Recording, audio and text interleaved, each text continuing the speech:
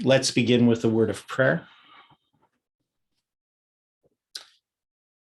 Dear Father in heaven, we are so thankful for this new week, for the blessings of the past week, and the things that we could study and learn, and the trials that we've faced. And we just ask, Lord, that we can continue to depend upon you in this new week and the studies ahead.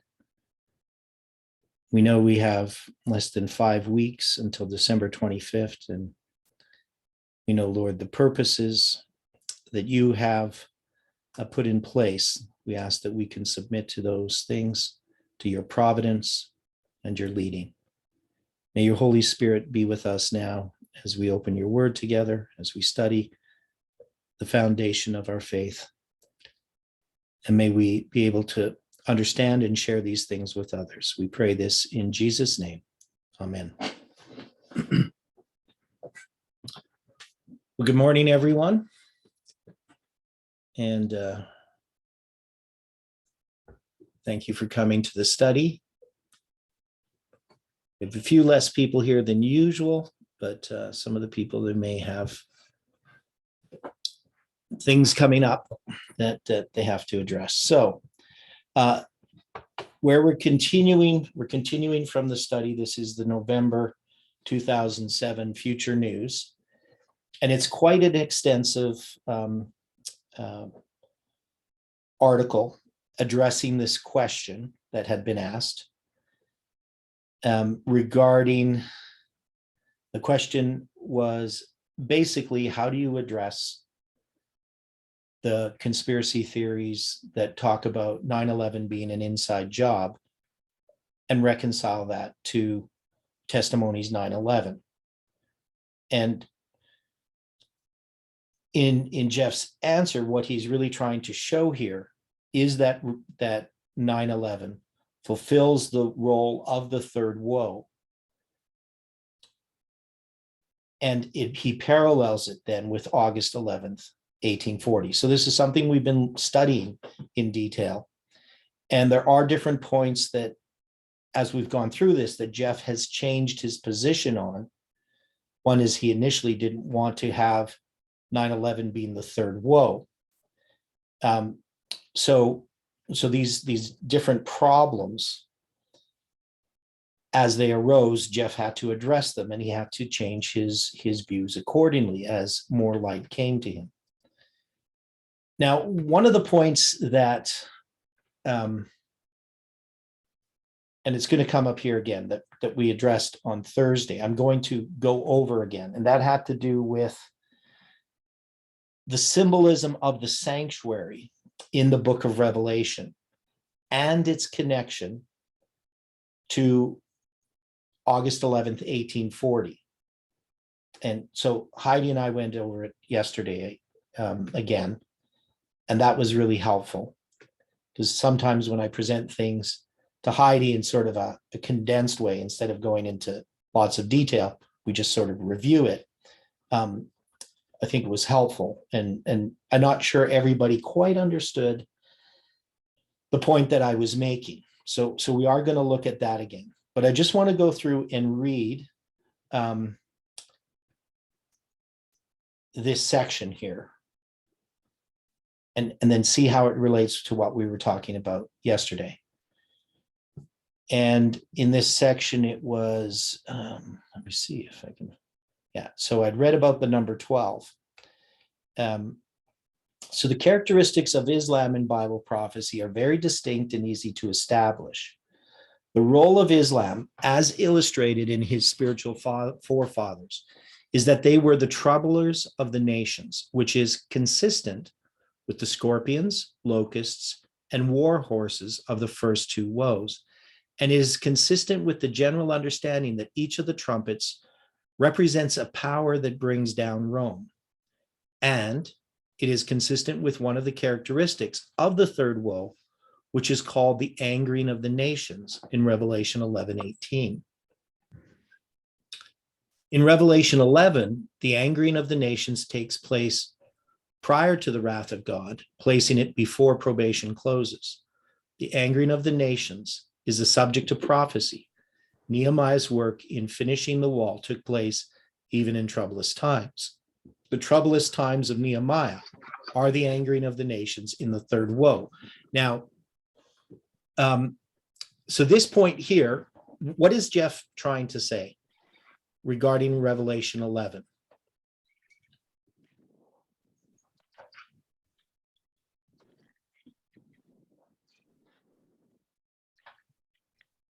Right, so we had looked at this.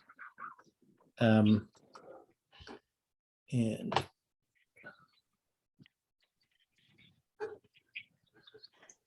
that these are largely external events that take place all the way around us. okay. And Stephen, I'm going to mute your phone here just because it's making noise. So they're external events that take place around us, you're saying. Can you explain what you mean by that? Well, are we part of the angering of the nations? Is this something that we're doing to anger the nations? Okay. I don't think so. I mean, I've never thought of that. So when we look at the seventh trumpet, right, the seventh angel sounded. So we've looked at this lots. So when the seventh angel sounded, there was great voices in heaven saying, the kingdoms of this world are become the kingdoms of our Lord and of his Christ, and he shall reign forever and ever. Now we know that the seventh trumpet sounds on October 22nd, 1844. And this has always been one of those the problems that critics of Ellen White have and of the pioneer history, is because they would look at the seventh trumpet as referring to the second coming itself. But we can see that in Revelation, that Millerite history is tied to the second coming. That is the prediction of October 22nd, 1844. Though, even though it didn't produce what we would call the second coming, it produced the event that marks the beginning of the second coming. That is Christ beginning his work as our high priest in the most holy place of the heavenly sanctuary. And that the Bible brings us to that point of history. Now we know that history is going to be repeated, that the first and second angels' messages are repeated under the time of the seventh trumpet. So that is the history that occurs under the first six trumpets has its repetition in the seventh trumpet itself. That is, those events are typical of events that are going to happen in our history. Now, in regard to the angering of the nations here, it says that the seventh trumpet has begun to sound October 22nd, 1844. And we're going to be referenced back here to the 4 and 20 elders, which is in Revelation chapter 4. So one of the questions is, why are we brought back to that point? Because this isn't about the seals, this is about the trumpets, but it references us back to the beginning of Christ's ministry when he inaugurates it in the holy place of the heavenly sanctuary. And at the sounding of the seventh trumpet, we're referenced back to the beginning of Christ's work in the holy place. So this is marking the end of Christ's work in the holy place of the heavenly sanctuary. Now, then it says, and the nations were angry, and thy wrath is come. So the angering of the nations is what specific? Here, Jeff is saying that this is connected to Islam. But when we look at the angering of the nations, how did the pioneers look at the angering of the nations? What was their focus after 1844 in the earliest history of Adventism, of the Seventh-day Adventist Church, and even prior under the Millerite movement?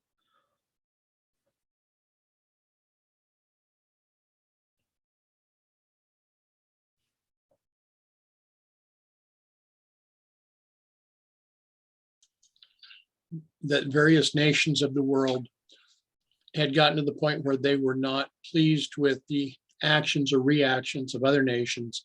So they were becoming more militant in how they approached other nations. Okay, But specifically, the Millerites, both the Millerites and Adventists after 1844, saw this as connected with Turkey. Correct? They saw an implication with Turkey, yes. Right. So to them, the prophecy of the first and second woe were connected to the third woe. But the third woe, they don't write that it's Islam on the charts. They just talk about the seventh trumpet and the third woe. But they believe that the events that were happening in connection with the seventh trumpet sounding on October 22nd, 1844, was the events that they had been looking at prior to 1844. That is the end of the second woe, Turkey. So they were expecting that this had to do with Islam. They don't say that in that way, but that's what they were talking about, that there was this issues going on with Turkey. And you can see that as they're going through this whole history. They're looking at what's happening in Turkey. That to them is the powder keg that they're looking at. Now, most Christians nowadays, especially evangelicals and dispensationalists, they're going to be looking at what's happening in Israel as their idea of what's the powder keg and the impetus for Armageddon and all these types of things. But that wasn't the case for Millerites and Millerite Adventists. Now, some, of course, went in that direction, looking at Israel. But in both cases, they were making an error. And what was the error that they were making?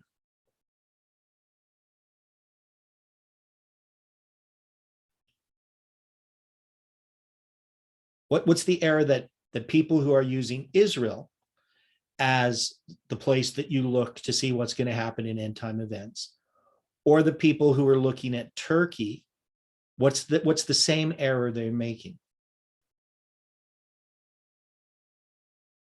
Well, they weren't making a spiritual application. Okay, right. So they're looking at literal. Literally, yeah.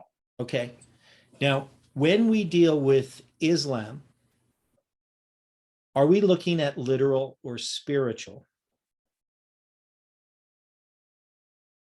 Or I guess we should say Ishmael. Are we looking at literal or spiritual Ishmael at the end of the world?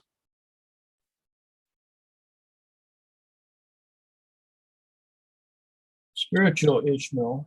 Yeah, it would be spiritual Ishmael, wouldn't it? We don't look for the literal descendants of Ishmael. I mean, we're looking for the spiritual descendants of Ishmael. Most people who are Muslim are not Arabs. I mean, many Muslims are Arabs, but not all, and probably not most, if you take the whole world. The Arabs haven't spread, their religion has spread. And so we're looking at the spiritual descendants of Ishmael. And in radical Islam, we definitely see the spiritual descendants of Ishmael, that every man's hand's against him and he's against every man's hand.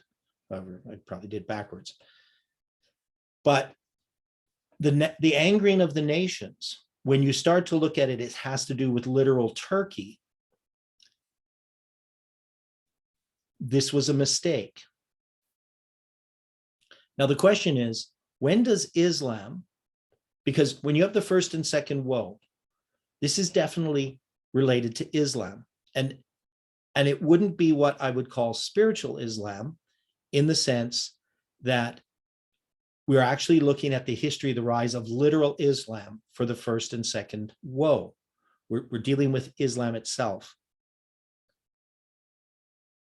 But are we dealing with just literal Islam in connection with 9/11? Or is there something else that we're not seeing?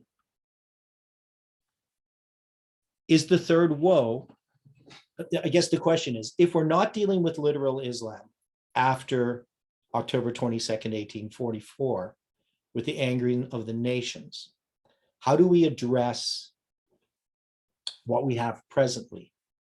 How do we understand the third woe? We know Islam is involved, and I'm not saying that literal Islam isn't involved in that sense. But how do we apply with the spiritual application of that in our present time? Because when it comes to the angering of the nations, what is this talking about?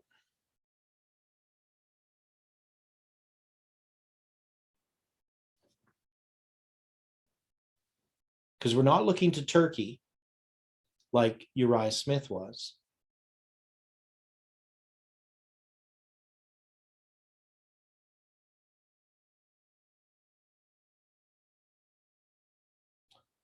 Okay, who's attacked under the third woe?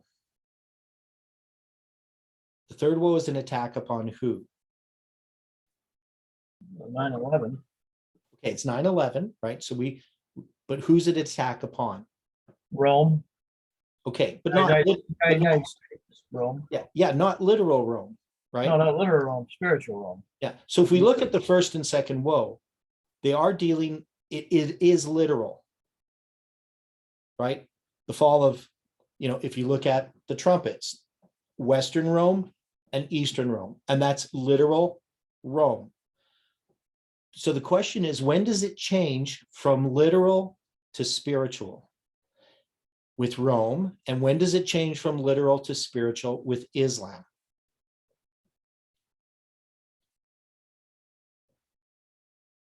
Well, from pagan Rome, you have the European nations supporting Rome, spiritual Rome. Yeah, so we have 538 is the change from literal to spiritual for Rome. Yeah. We want to put it that from the counterfeit of the You could earthly. even say 508 too. Yeah, in that period, the transition happens, but I would put it at 538 because we can see the parallel there between the two 1260s and the two 1260s in the week of Christ, and that the cross marks the transition, right, between literal and spiritual. And so the same thing happens with the two 1260s that are part of the 2520 for Northern Israel. So when does the transition happen for Islam? And what argument can we make for that?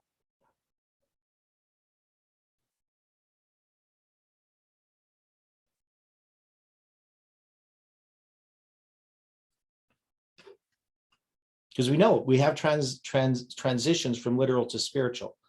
And some people just say the cross is the transition for everything, but we know that it's not. You don't take the cross and say just everything after the cross for every aspect is literal before the cross and spiritual after. It is for the church, but for Rome, it's 538. But what about for Ishmael? When does it move from literal to spiritual? I was thinking August 11th. Okay, August 11th, 1840. Okay, now why would you make an argument for that? What would be your evidence? Well, the Ottoman, it kind of dispersed into different groups, Islamic groups. Okay. So just one Ottoman. Okay, so something various groups. Right. So something happens at August 11th, 1840.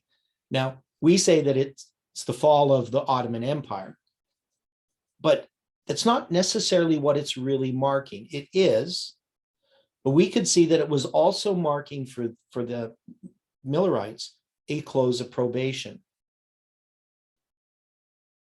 Now, of course, it wasn't a close of probation in the way that they expected. But was it a close of probation for someone or something?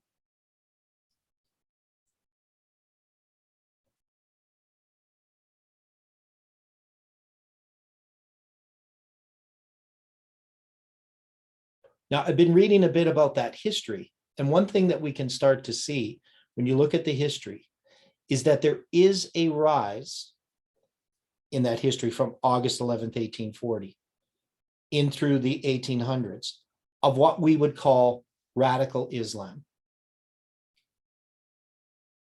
Yeah, I know Jackson had to deal with them attacking our ships and stuff. Yeah. So, yeah. So, I mean, to say that there's a specific point where we're going to say, well, there's this transition, it would either have to be August 11th, 1840 or October 22nd, 1844, that we have this transition from literal Ishmael, the Arab Muslims, to spiritual Ishmael. And so we can see now, and some people would argue, well, the Turkey isn't really Arab Muslims. So, maybe you could make an argument that it happens with the fall of Constantinople or something like that. All I'm saying is that there is some transition that happens from Arab Islam to radical Islam, which becomes this spiritual manifestation of Islam. And we do this for other things. We do this for atheism. Atheism, literally Sodom and Egypt, those symbols are literal in the past, but when we apply them to France, we're not making an argument that France is literally Egypt or literally Sodom. We're applying it spiritually. And so at some point, wherever we want to place it, we'd have to have a good argument for it. We'd have to say that Ishmael and the descendants of Ishmael move from literal to spiritual. And the question is when? I mean, maybe a case could be made for, 1449, maybe with the fall of Constantinople in 1453. There could be some arguments made where those changes occur. And I'm not arguing for any one place, but I am saying that under the seventh trumpet, we have to look at Ishmael in its spiritual application. That is, the nations were angry, and they're angry over what? What is happening in the world that's causing the nations to be angry? And even if we look at the First and Second World War, because I believe that that's part of the nations being angry. That is, I believe that they are fulfillment of this prophecy specifically. How do we connect that?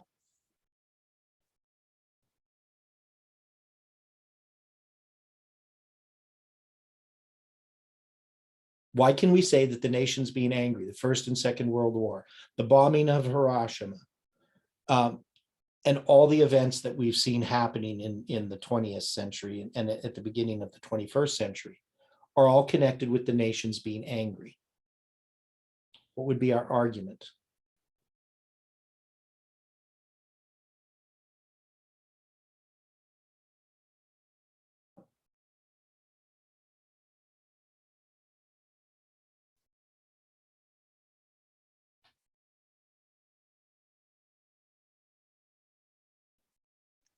It involves the whole world.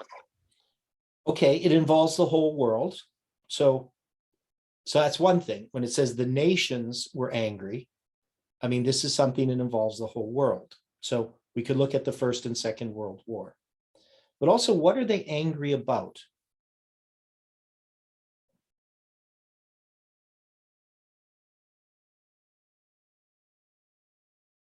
Because this goes back to what Dwight was saying, which I didn't quite necessarily know what he meant, but talking about they're angry about us or something.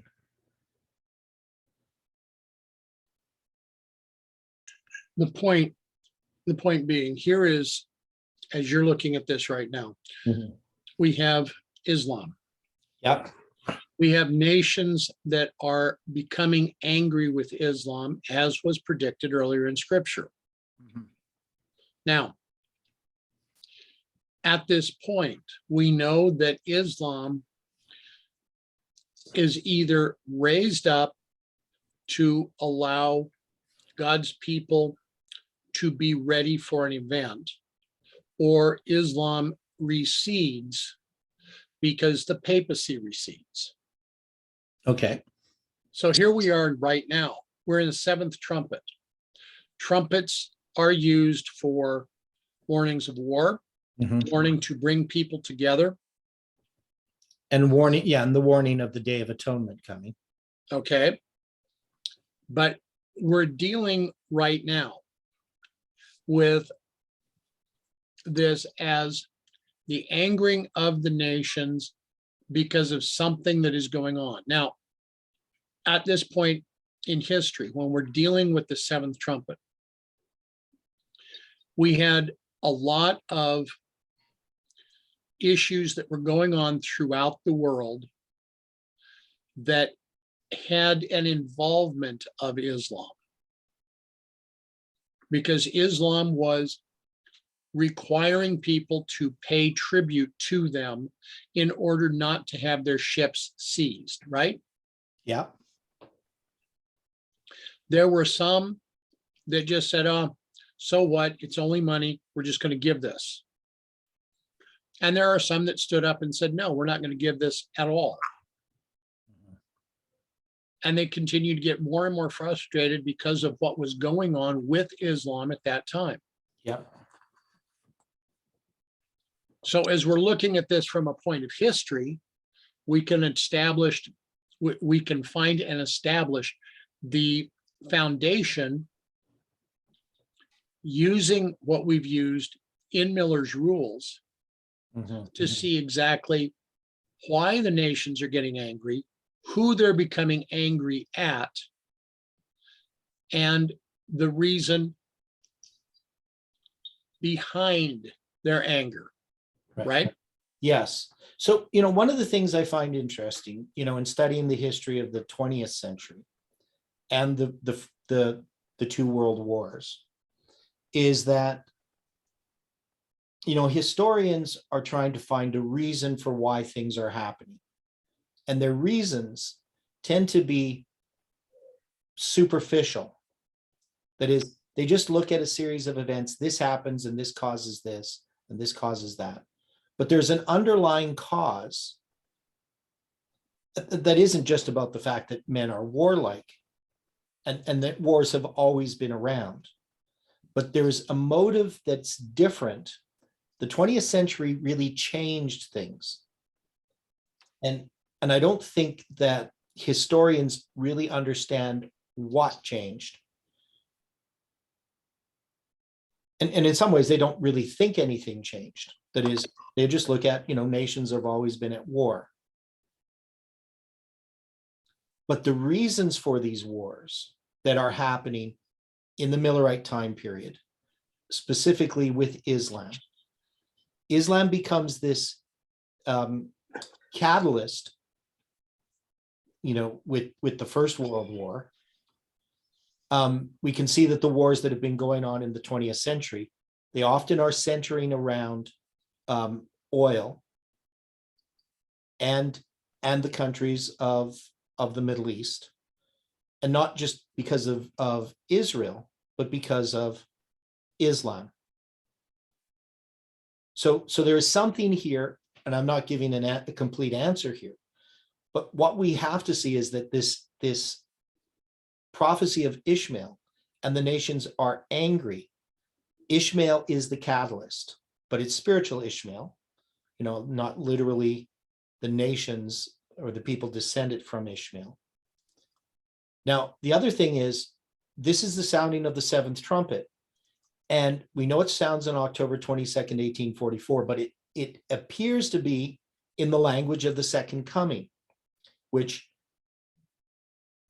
for many people, that's what the seventh trumpet is, the second coming. That's why they put it with the seventh last plague. But we know that it's not the second coming in the way that people think.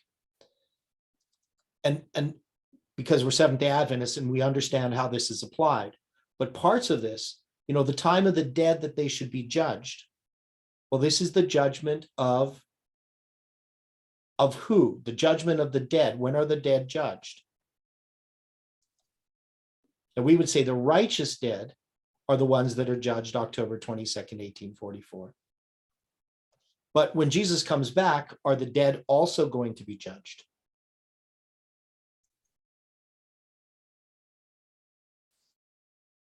Well, the conclusion of the judgment of the dead occurs before the 7 last plagues are poured out. Well, And then yeah, if you're talking about the judgment of the dead in regard to the righteous, they're judged, and that's completed when Christ stands up. I mean, it's probably completed before then, because the judgment moves from the dead to the living. But a person could read this as the time of the dead, that they should be judged, could refer to the second coming. But we can also see that it does apply to October 22nd, 1844.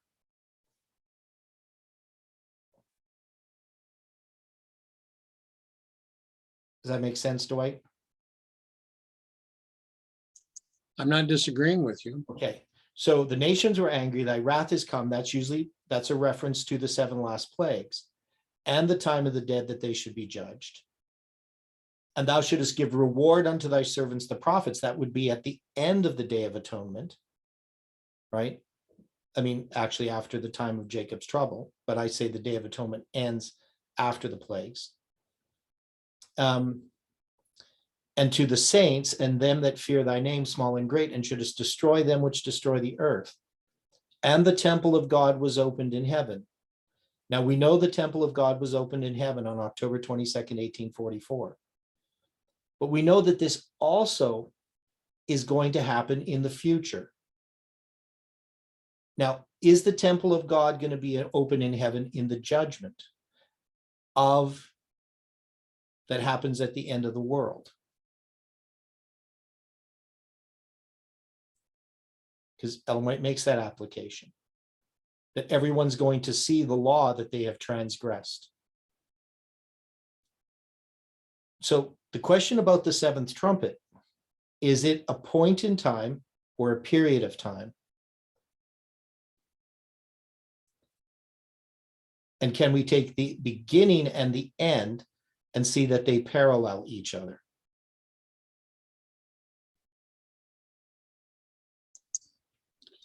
The way in which you're asking the question, the answer would have to be period of time. Right. Now, so this is a rather complicated point, right? I mean, what we're talking about here, we're talking about the 7th trumpet, the 3rd woe. It doesn't mention the 3rd woe specifically. The way that the pioneers interpreted it is that the nations being angry, thy wrath has come, the time of the judge, they should be judged. All these things were part of the 3rd woe. And so they just saw the 7th trumpet as the 3rd woe initially, and then they sort of separated it out, that some did, some still kept the 3rd woe began with the angering of the nations, but most separated it out and then just put the 3rd woe as off into the future after the close of the judgment when Michael stands up. So they would put all of this, the nations being angry, thy wrath has come, the time of the dead, they should be judged. All those things are going to be afterwards. So there is different ways in which this was understood. Now, we're going to come back to this, but this is what Jeff has brought us to, and we have to look at it, and we're going to look at it again. So when we go back to Jeff's notes, so when he says in Revelation 11, the angering of the nations takes place prior to the wrath of God, he's saying the wrath of God is the 7 last plagues. The angering of the nations has to be before probation closes, because the wrath of God happens after probation closes. So he sees this sort of as progression. So we're in the time of the angering of the nations. Then he's going to go on to say here, Pentecost parallels Nehemiah's wall building, and the Pentecostal message was driven around the world through persecution, troublous times. The persecution of Pentecostal Jerusalem, the troublous times of Nehemiah, all led to a closing door. The troublous times of Pentecost occurred in the history of Moses, when the brethren were dancing around the golden calf. The troublous times are subject to prophecy. Now, I understand what Jeff is saying here, though I think there isn't a clarity here in what he's saying. So he's talking about the building of Nehemiah's wall. You have this happen in troublous times. You have these people trying to stop them from building the wall. And then the persecution of Pentecostal Jerusalem. So there he's talking about what? What's the persecution of Pentecostal Jerusalem? What does he mean by that?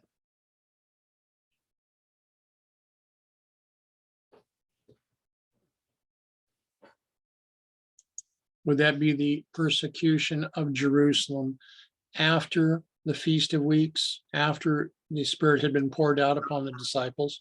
Right. So that's what he's referring to. In Pentecost in Acts chapter 2. So he's talking about the persecution that happens after that. Now, the persecution that happens after Pentecost is going to be an internal persecution, right? You're not going to have Romans persecuting Christians. You're going to have Jews persecuting Christians. Okay, I can agree with that definition. Yeah, and in 34 AD, then you're going to have it change. A change is going to happen where Rome begins to be more involved in persecution of Christians. Though it's still, internal persecution is still occurring, of course. Paul is being persecuted as well. But a change starts to happen. And then it leads to finally the destruction of Jerusalem in 70 AD. So saying that Pentecost parallels Nehemiah's wall building, I'm not quite sure what he's talking about there, why I would place Pentecost as a parallel to Nehemiah in particular. I mean, it is a troublous time, and you could say that these are troublous times. So I'm not sure what he means by that. Maybe somebody could explain it better. He just doesn't explain it. Maybe he has a good reason to say that.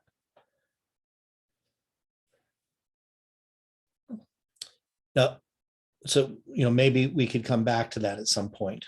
Now, the second woe is past, and behold, the third woe cometh quickly. And the seventh angel sounded, and there were great voices in heaven saying, the kingdoms of this world. So these are the passages that we read. He doesn't put it in quotes, but so that's Revelation 11:14-19. So he says, Joseph Bates wrote an article in the early days suggesting that the events of verse 18 all happen at the same time. Shortly thereafter, Sister White penned the passage in early writings where she says that she saw that the angering of the nations and the wrath of God were separate and distinct, each following one another. The angering of the nations takes place in the history that leads up to the close of probation. The history of Moses at Pentecost and the disciples at Pentecost and Nehemiah all represent God's people during a sealing time. These histories all point forward to the sealing of the 144,000, and they all teach about the troublous times that exist during the sealing of the 144,000. To identify is, okay, yeah. You might want to also take a look at Signs of the Times, 2nd of June, 1890, pages 3 and 4. Okay, so Signs of the Times. 2nd of June, 1890. Okay, just hang on. I gotta get there.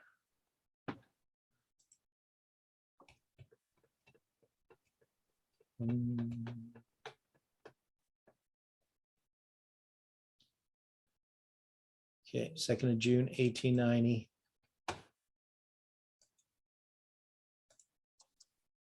And paragraph 4, you said? 3 and 4. 3 and 4. Okay, so 1. Is this it here?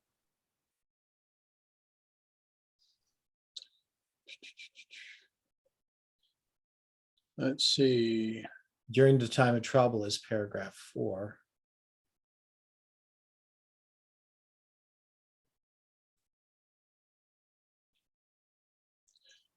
In this part of it, it refers to the fact that the angering of the nations, the judgment of the dead, and the wrath of God are separate events. Okay.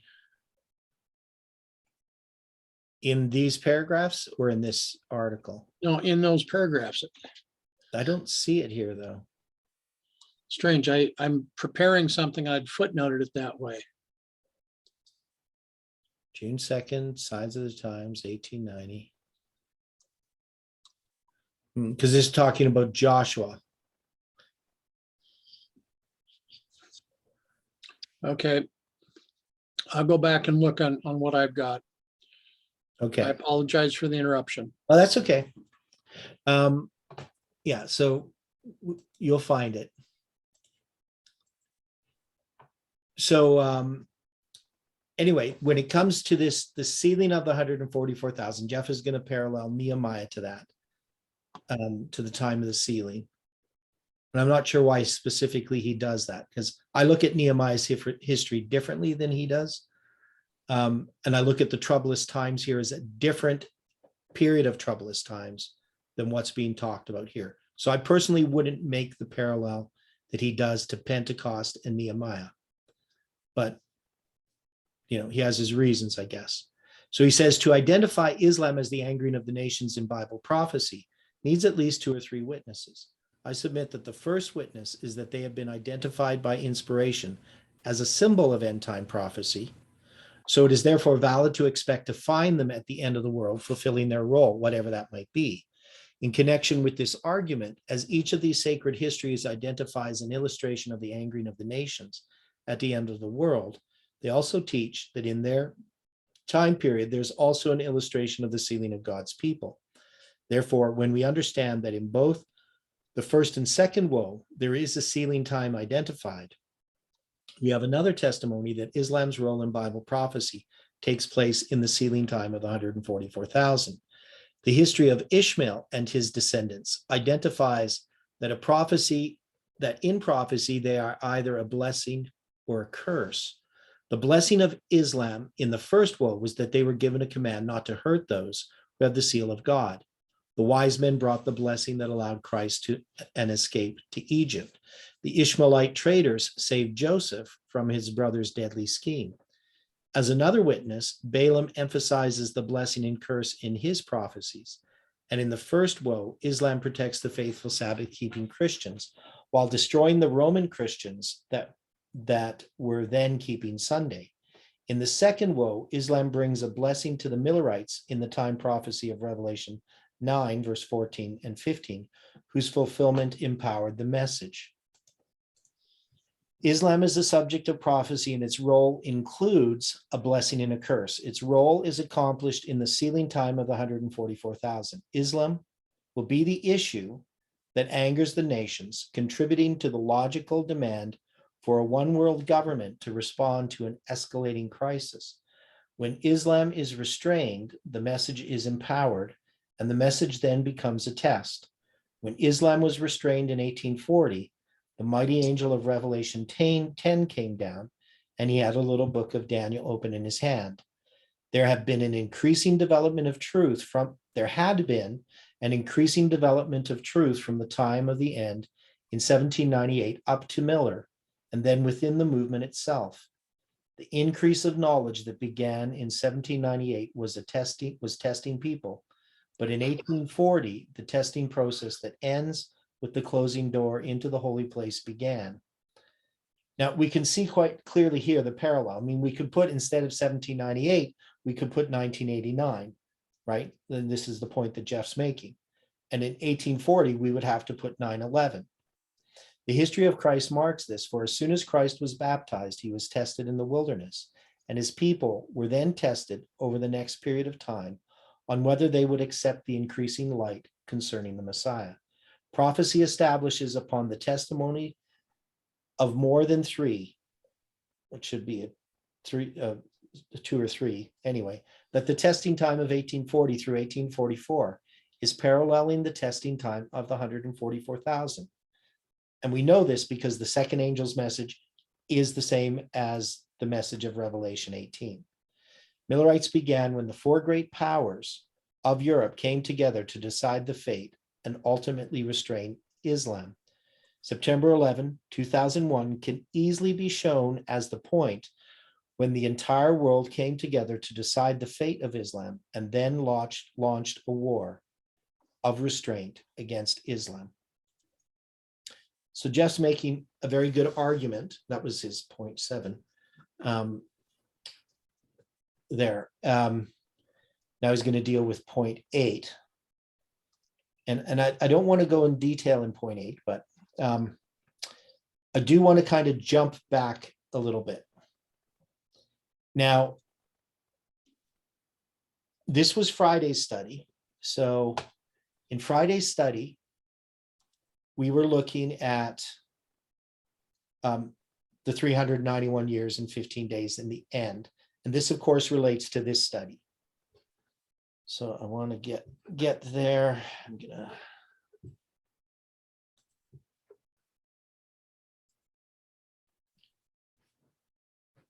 Okay, so.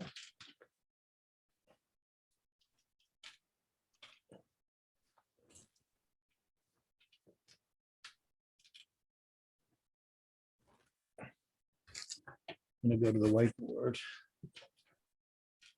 This is better.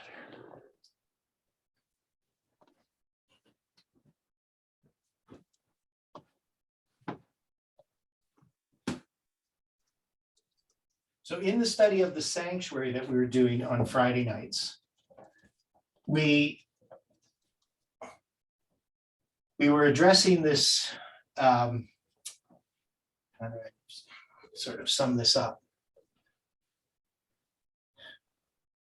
August 11th, 1840, in this is referenced the altar of incense, right?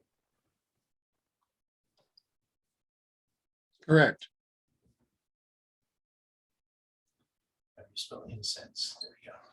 So we have the altar of incense from the horns of the golden altar. And so it's going to address this point. And the question that I had asked on Friday night was why. And I was trying to make this illustration that all of the furnitures of the sanctuary are typical before the cross. The sanctuary is typical before the cross, and after the cross, it becomes anti-typical. That is, we can look at these as histories. Now, we can see this up at the top. I have Revelation 1, you have the candlesticks, Christ standing in the candlesticks, and then he's going to give the 7 churches, right? The messages to the 7 churches. Now, the seals, the churches, and the trumpets don't exactly align perfectly. That is, you can't take the first 6 seals and the first and the 7 and the first 6 churches and the first 6 trumpets and have them all start, exactly in parallel. The first seal is not the first trumpet. The trumpets, for one, start much later. They don't start at the time of Christ. They stagger a little bit. Well, yeah, they stagger, but also the trumpets don't even start at the time of Christ. The seals and the churches do, but the trumpets start later because they're dealing with the fall of Western Rome. But there is a point that I think should be noted, at least my view, is that the 7th seal, the 7th trumpet, and the 7th church begin on October 22nd, 1844, or at least we can say that the 6th trumpet, the 6th seal, and the 6th church end on October 22nd, 1844.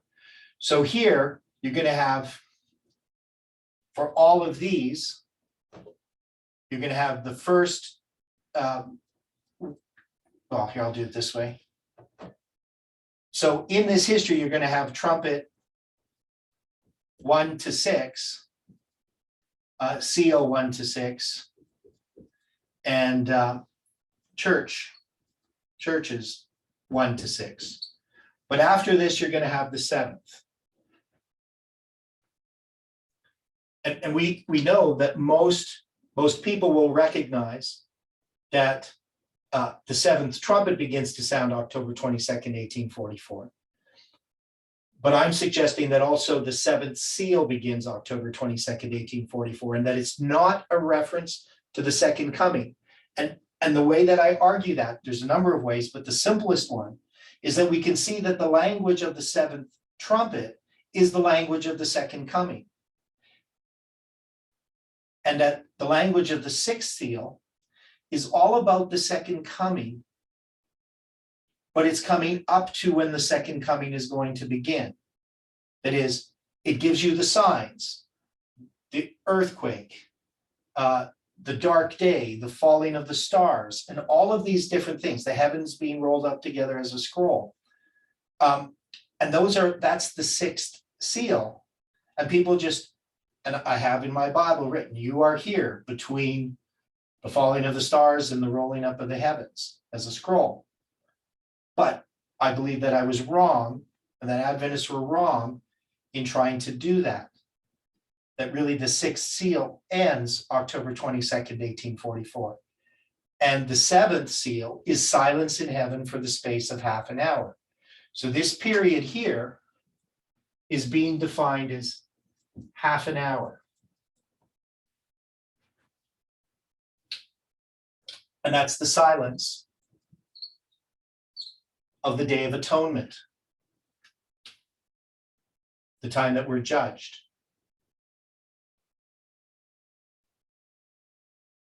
Now, when it comes to the sixth church, we pretty much can agree that the Philadelphia church ends with the Great Disappointment.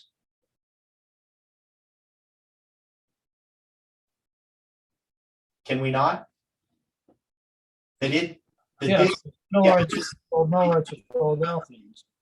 yeah, this is Philadelphia, the 1533 days, a wonderful manifestation of the power of God. Now, we don't recognize the Laodicean church until about 1850, 1851. Now, first, James White applies Laodicea to the Millerites after October 22nd, 1844, in 1850. So that he says they are now the Laodicean church. He doesn't apply it to their group, to Seventh-day Adventists, because Seventh-day Adventists don't yet exist as such. But Ellen White is going to apply Laodicea to the church, to God's people. And progressively, we're going to see that that is the Seventh-day Adventist church. So we could then argue that Laodicea begins October 22nd, 1844. Now, There, 1863. well, no, Laodicea begins in the 1850s. Ellen White applies it to Adventists, to God's people at that time. Yeah, so Laodicea doesn't begin 1863. It begins at the end of the Philadelphia church, but it progressively develops. I mean, it's not like the next day, everybody's on one side or the other. There is a process of time, but we can say that this marks the end of the Philadelphia church. So the Laodicean church is after. Now I mention this because in each of these, the churches, the seals, and the trumpets, we have different pieces of furniture that are the focus on. For the message to the churches, it's Christ standing in the midst of the golden candlestick. Revelation 4 is the table of showbread. And Revelation 8 is the altar of incense. Where are these located? The candlestick, the table of showbread, and the altar of incense, where are they located?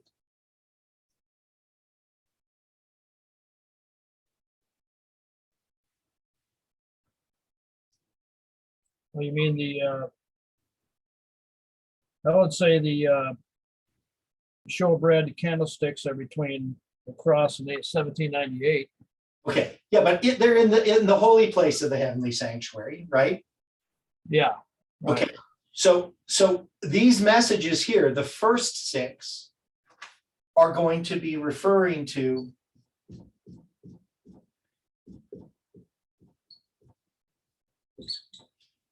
the first 6 trumpets, seals, and churches are referring to a work that happens in the holy place. But the 7th, This is going to be the most holy place. So a transition has to occur in the seventh trumpet, the seventh seal, and the seventh church that illustrates this change.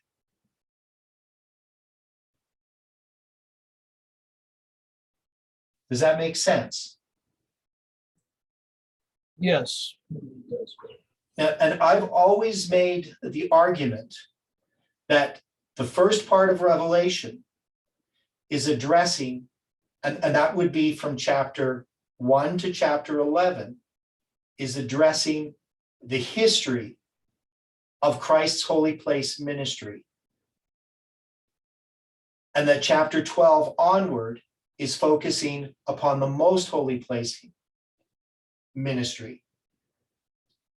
Now, chapter 12 is sort of this transition because it's going to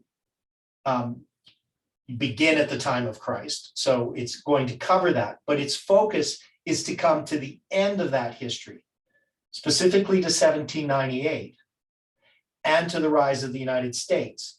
So chapter 12, its focus is this history here from 1798 to 1844.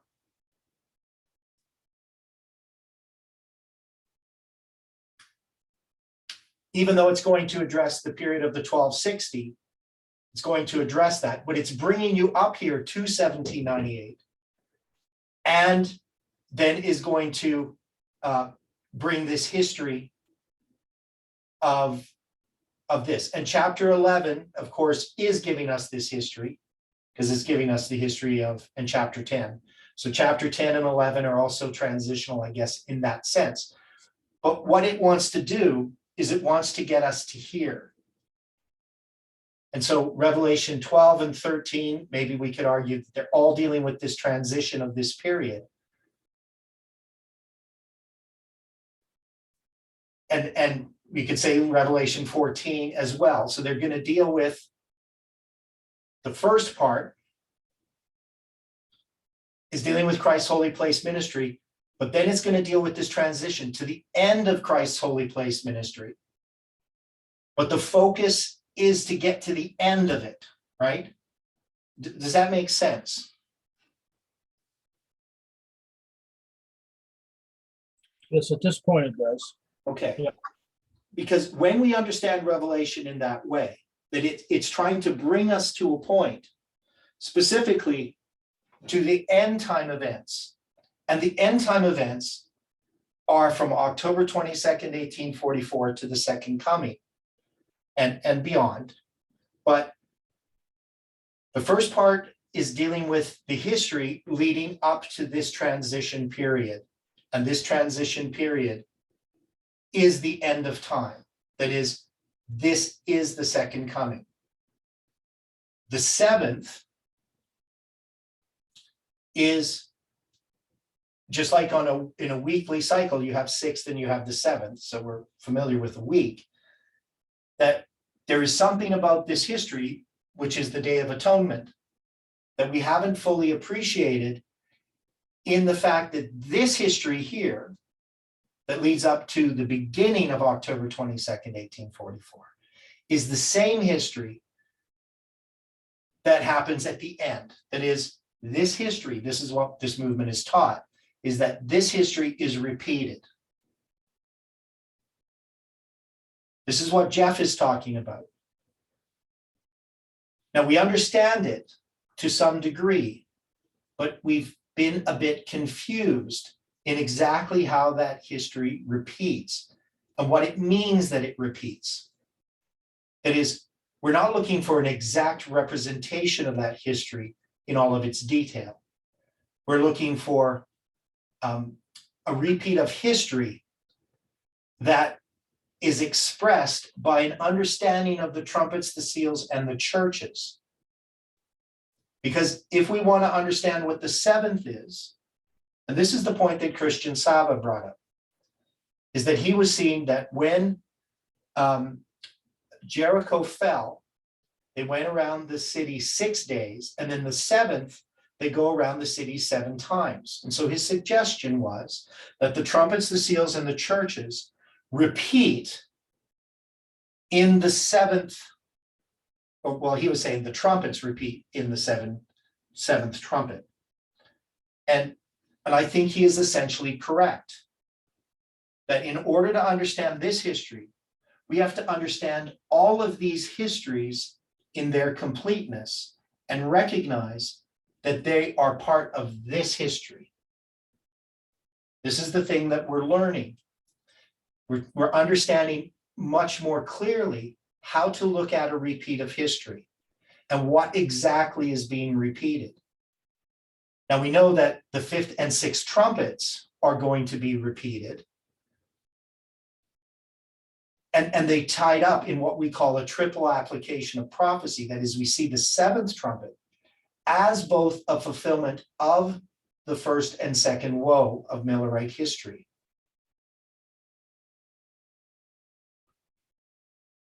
So the 3rd woe is a repeat of the 1st and 2nd woe that happens under the 7th trumpet. But we could also see then that in some ways we have to look for the repeat of the first 4 trumpets in our history. That is in the history from October 22nd, 1844. And yet, in both of these histories, the destruction of Western Rome and the destruction of Eastern Rome are both being represented in this history, but they're dealing with the United States, modern Rome. And so 9/11 doesn't just pop up as merely a repeat of the 1st and 2nd woe. It is a repeat of the trumpets themselves. That is, somehow, whether it's chronologically or whether it's just they're all overlapped, that we would look at each of the trumpets as representing something that happens to the United States in connection with our history. So we haven't worked this all out in detail, but can we see the principles involved? And this was my point about the parts of the sanctuary, because you're going to have other things like the laver and the altar of burnt offering also referenced.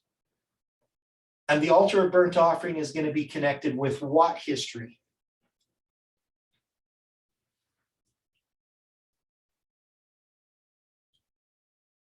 Where does the Bible place the altar of burnt offering?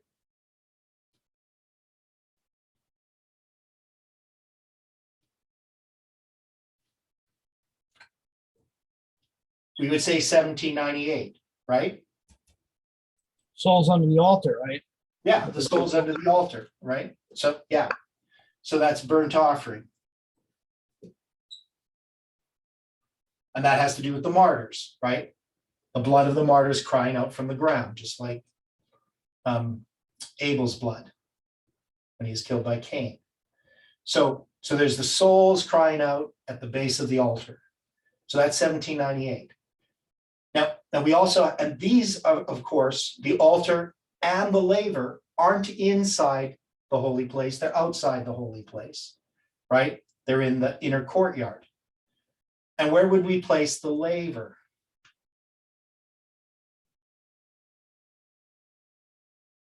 Because what's the laver connected with?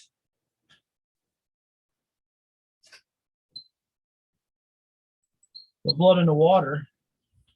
Okay, but it's the 144,000, correct? Yeah. So if we were going to place the laver, where would we place the laver? Wouldn't it be after the close of probation here?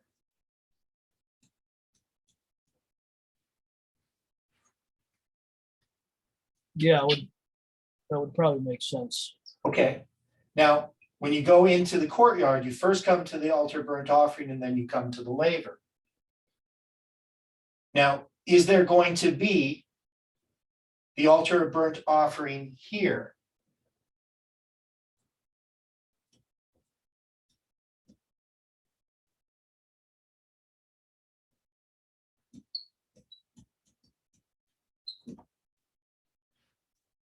Prior to the close of probation. What's happening here? that's connected with the altar of burnt offering up to 1798.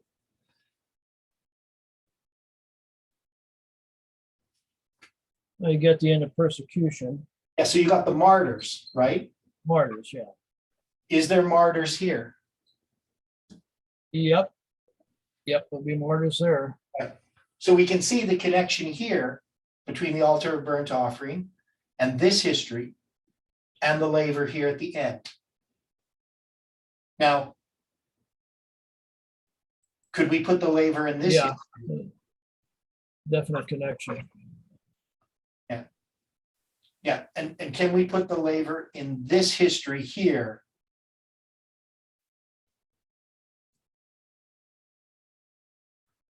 Can we place the 144,000 after October 22nd, 1844?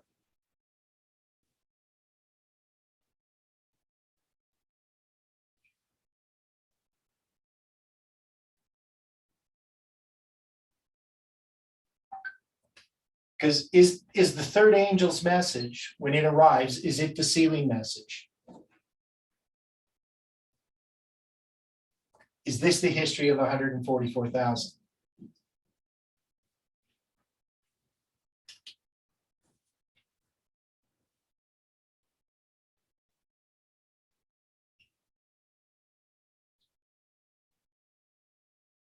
Now, this brings up a problem that some people run into, because is the sealing message beginning October 22nd, 1844?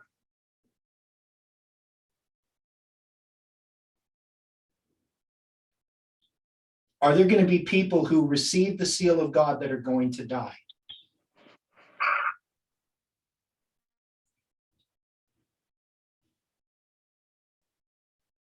Or do we say only the 144,000 are the ones that receive the seal of God? Or can we say that there are people who receive the seal of God, but they do die, so they're not going to be the living saints at the end?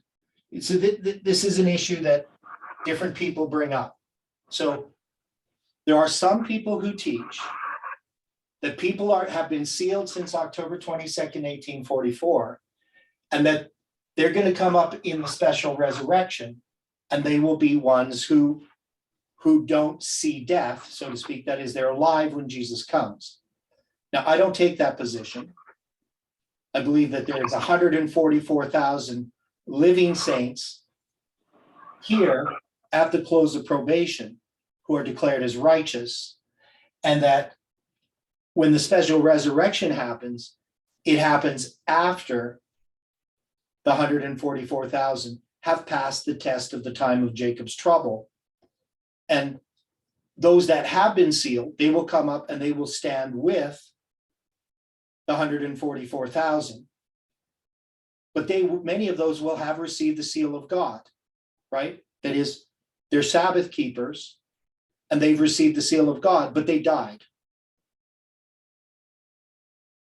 Or do we take the position that everyone who receives the seal of God is the 144,000? Now, so this is a problem. This is a disagreement that exists within this movement. The majority position is the one that I take, not because it's the majority position, but I think it's just the one most supportable by the spirit of prophecy, is that the 144,000 are the ones who go through the time of Jacob's trouble. But leave all that aside. Can we see that this is the sealing time, and that this persecution happens before the sealing time? And in a sense, even though the Sabbath isn't here, there is a test that's leading up to the sealing time, that the first and second angel's messages have to occur before you can have the sealing time. And that's true in this case, because we're going to look at the Sunday law. Don't we have to have the first and second angel's messages being repeated before the Sunday law? Yes. Right. So we can see that this history here is connected with this history here. Now we have the altar of burnt offering, or the martyrs, before the first and second. Here we have them after. But we can see that what happens in the sanctuary is you come to the altar of burnt offering, and then you come to the laver, and then you come into the holy place. And so we can also connect here. This is the most holy place. So all this has to be holy place. And this is the most holy place. And this is the seventh. So hopefully that's clearer than what I did Friday night. But it addresses what we've just talked about here.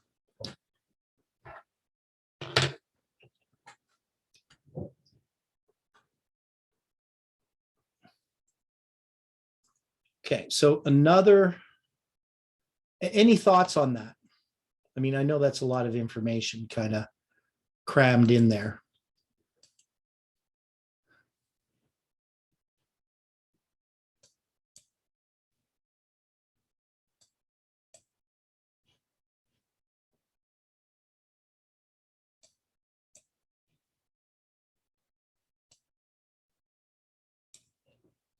Okay.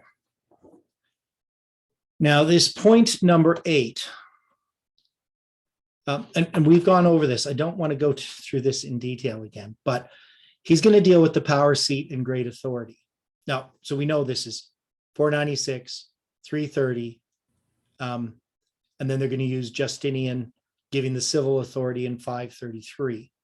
Now we would say, I don't have a problem with 496, except that they put the baptism of Clovis in 496, and we put the baptism of Clovis now, at least tentatively, in 508, on December 25th, 508, which I think fits better. And the arguments that I've looked at seem to show that that's the correct way to look at it, that Clovis isn't baptized until 508. Doesn't mean he's not working for the papacy until 508. He is, but he doesn't get baptized until 508. And that symbol of December 25th becomes a very powerful symbol in connection with baptism. And I always find it interesting that I was baptized December 25th, 1982. So that I happened to end up getting baptized on December 25th was definitely not any design of my part. But anyway, we have these waymarks. Now, Jeff is going to make an argument about this. He says, with his kingdom falling apart, Justinian identifies the Pope of Rome as the head of the church and corrector of heretics. When Revelation 13:2 describes the giving of the power, seat, and authority to the papacy, prophecy is teaching that what happened the first time the papacy took the world captive prefigures what happens the final time she takes the world captive. Therefore, when we see the 10 kings of Revelation 17, who represent civil authority at the end of the world, agree to give their kingdom unto the papal beast, then you ask the prophetic question, why did the dragon give its civil authority to the papal power the first time? What caused that event was the warfare produced by the trumpet powers of Revelation that was escalating towards the destruction of the kingdom. And in the midst of that crisis, in an attempt to solidify its political power, Justinian chose the Pope as the head of the church and the corrector of heretics. So what is it that Jeff says led to the papal power being given, or the papal system being given the power, the seat, and the great authority from pagan Rome? Why was pagan Rome's power, seat, and also was great authority given to papal Rome? What's his argument?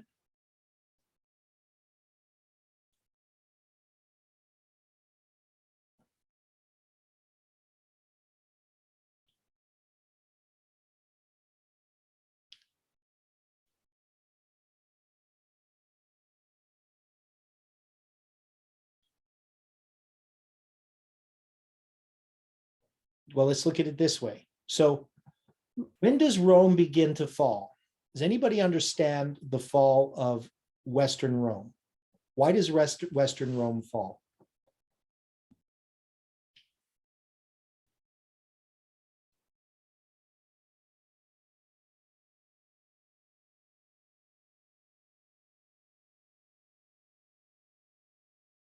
Well, the barbaric tribes, the first 4 trumps. Okay, so we have the first 4 trumpets. We have these different barbarian nations come in and bring about the end of Western Rome. But why can they do that? What's happened first?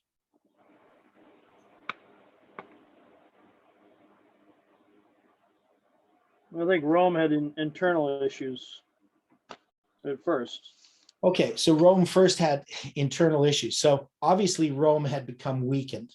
Now, there's a number of interesting factors. One is that Roman citizens used to be part of their military, but eventually their military was made up of people from the barbarian nations, of pagans from the pagan nations who weren't Romans. That is, in order to become a Roman citizen, initially, you had to serve in the military. But it came to the point where people just were Roman citizens. They didn't have to serve in the military. And so in order for other groups to become Roman citizens, and they had to serve a long time, I can't remember, 20 years or something like that. And then they would get some land and they would get this pay and all these things. So their military ended up being basically a non-Roman military. And so this military could then rebel, and it would join the forces that were attacking Rome. So, you know, it's a rather complicated history, but we know that first there was this internal problem that happened. Now, the point that Jeff is bringing out, of course, is that the trumpets, where these barbarian nations come in and conquer Rome, happens progressively. And it's in this history that the power of the seat and great authority is given over to the papacy. So the papacy ends up taking over Western Rome. That is, it takes up Rome itself, and Eastern Rome exists apart from the papacy. So, I mean, there's a lot of complexity here that I'm not going to get into, but the point is, it's these trumpets. Now, can we make an argument that in order for the United States to fall, you have to have some parallel to the first four trumpets? That the United States doesn't just fall, just like Rome doesn't just fall.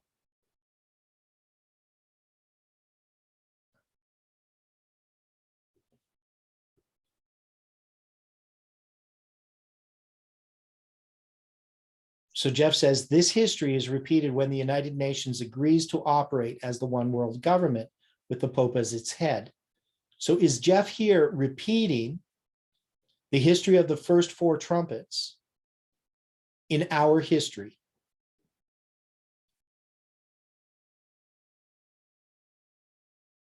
In some way, whether it's correct or not.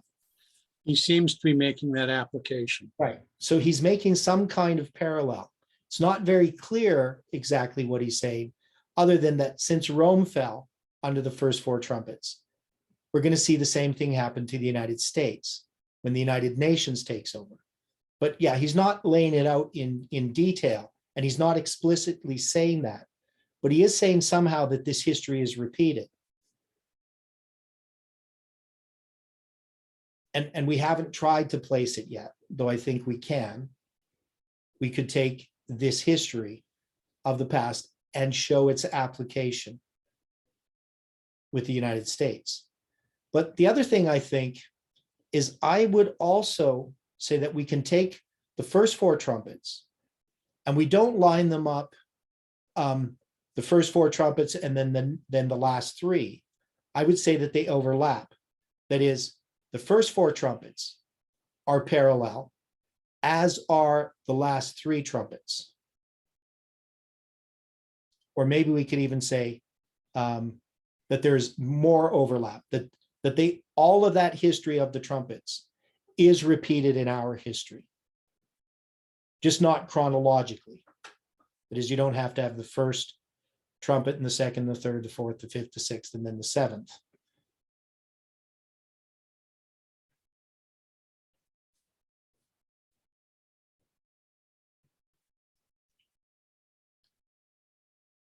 Does that make sense? That at least there is some kind of repetition and that they overlap.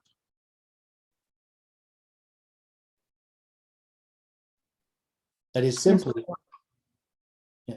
So simply would say that the fall of Western Rome and the fall of Eastern Rome, we can take a triple application of prophecy and say that we can combine those two to show the fall of modern Rome. Would that be reasonable? Yes. Okay. So we haven't done that. We haven't shown exactly how we would do that. But we can say in principle, that's what Jeff is showing, at least with the first four, and we'd have to say with the last three. So he says, the trumpet power is the radical Islam of the third woe, that trumpet power. And so when he says that trumpet power, he's talking about the seventh trumpet. Once the civil authority is handed over to the papacy and she returns again as the corrector of heretics, the world will recognize that she has no concern to correct the heretics of Islam. She will turn on the heretics of Adventism, the faithful Seventh-day Adventists, and those who are then beginning to listen to them. It is the angering of the nations that provides the logic for the establishment of a one-world government. Identifying Islam as the angering of the nations agrees with their previous role in biblical and post-biblical history. It agrees with the prophecies suggesting Ishmael's descendants would be crazy men that were against every other man. Islam, while angering the nations, will provide some type of protection for those being sealed. This is based upon the fact that in prophecy, Islam is both a blessing and a curse. Now, so the thing about this that we see when Jeff is now looking at Ishmael and Ishmael's role or Islam's role, and Islam's descendants, this would be spiritual descendants, is that he talks about some places where the attack at 9/11, it creates this environment for the Sunday law to come. But we can also see at the same time that the attack happened in order to protect God's people from the Sunday law. And the question is, how does that happen? I mean, it's not just that we're delaying the Sunday law, because, I mean, the Sunday law is going to come. But it gives us an opportunity to have this sealing message. That is, it's not just that we delay it, but we're delaying it for a purpose. And that purpose is for a message to go out to the world. And particularly first to Seventh-day Adventists.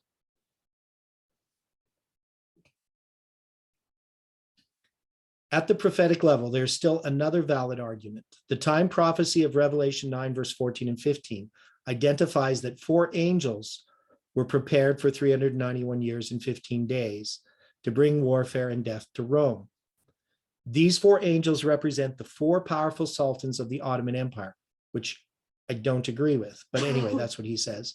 They are released, bringing Islamic warfare until 1840. They were restrained in 1840. At the prophetic level, we find that the beginning of the sealing of the 144,000, there are 4 angels in a restraining action against the winds of strife. In 1840, there was a restraining of the 4 angels of Islam in a fulfillment of the second world trumpet. And when the sealing time of the 144,000 begins, 4 angels again restrain the winds of strife. Winds are a symbol of strife. The 4 winds of heaven, striving upon the great sea, represent the terrible scenes of conquest and revolution by which the kingdoms have attained to power. So we're going to deal with these 4 winds, and try to address them the best that we can tomorrow. Now, the 4 winds are a problem. That is, as you can see, he's going to take the view that the 4 angels, which are at the golden altar, represented at the horns of the golden altar, which there's 4. These are 4 angels. He's going to say that they represent the 4 powerful sultans of the Ottoman Empire. And I don't take that position. That is, I don't think that that makes sense in the context of what's being talked about. That there are 4 angels and there are 4 Turkish sultans is a symbol of it's a symbol of 4, which has some application. But I don't say that you could say the 4 angels are these. Now I'm arguing that the 4 angels are the angels of Revelation 14 and 18. So that is the first 3 in Millerite history and the last in our history that ties this together. So, but as far as the winds themselves, we know that Islam is the east wind, and yet there are 4 winds. So we're going to try to understand that. So I'm not going to necessarily agree with everything that Jeff says here,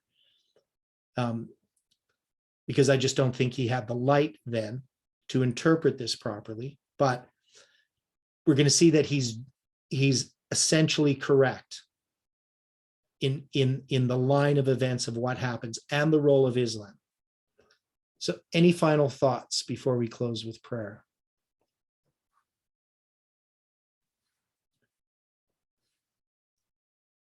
And I'm sure, Dwight, a lot of this stuff relates to the study you're doing this afternoon, correct? There's a lot of tie-ins.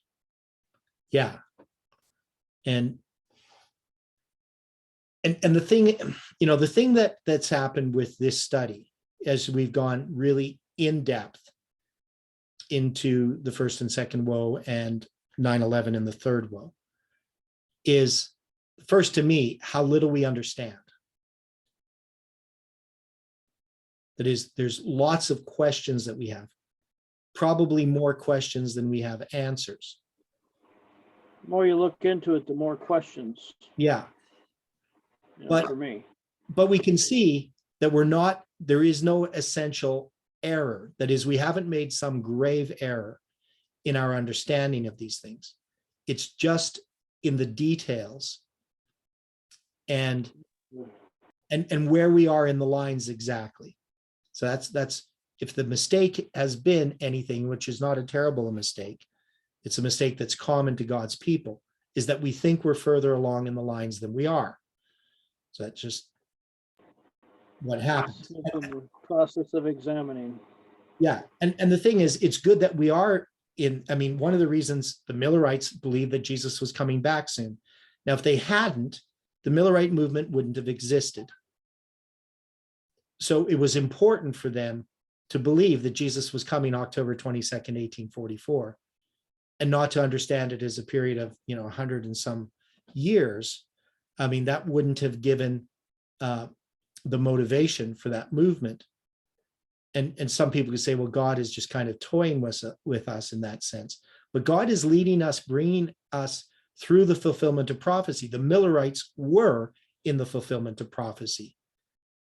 And he couldn't tell them what the 7 thunders uttered into our history. So we're now understanding the 7 thunders. And so that's not God being cruel. That's God being loving. He's leading us along step by step, because that's the only way that world's history can come to an end. So we're, this movement thought we were at a certain point, but we were just in a typical line, which was FFA. And that line comes to an end December 25th of this year. And we need to understand why that is. So in 34 days, when we get to the end of this 777 structure, then we will understand more of what it all meant. But I think we already understand what it means. Now, I know some people, they write me and they tell me what they think is going to happen on December 25th. Some people are saying our probation closes for this movement, or we receive the seal of God, or different types of things like that. And I don't think that's correct, because it's a typical movement. Nothing that's happening in this movement is on a bigger line. It's something that typifies a bigger line. So, but anyway, that's what we'll look at tomorrow. Not that, but these 4 winds of strife, and try to understand them more. But Today, this afternoon, we have Dwight's study at 1:30 Mountain Standard Time. And that's going to be on the book of Malachi. So let's close with prayer. Dear Father in heaven, thank you for the study this morning. We ask for a blessing upon the rest of our day and our study this afternoon. We pray for each person that you can lead and guide them. And thank you for hearing our prayer in Jesus' name. Amen.